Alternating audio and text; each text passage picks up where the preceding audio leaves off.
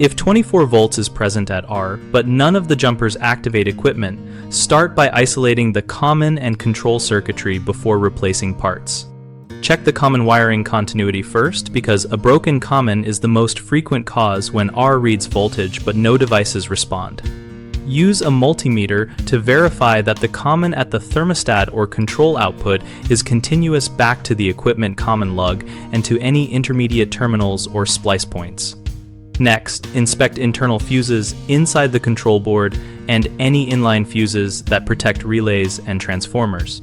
A blown fuse can leave R hot while the return path is open. Test relays by manually actuating them where possible or by checking coil continuity and switching side continuity with the circuit de-energized. If fuses and wiring check out, look for failed relay driver transistors or optoisolators on the control board, which can permit voltage at R but fail to energize outputs. Substitute a known good board or bench test suspect components if you are qualified.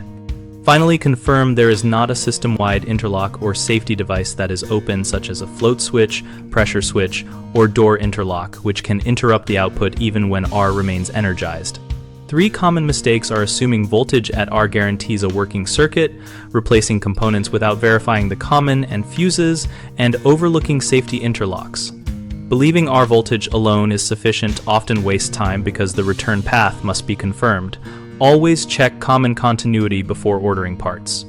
Swapping boards or relays without testing internal fuses and connectors leads to unnecessary expense. Inspect and test fuses and terminal screws first. Ignoring float switches, pressure sensors, or other interlocks can mask the root cause. Trace and test each safety device in the shutdown chain. At bighomeprojects.com, we help homeowners find trusted local contractors and contractors find work by connecting them through local listings and a community hub. We host a discussion community where homeowners and tradespeople share troubleshooting tips, project experiences, and vendor recommendations so everyone can make better decisions.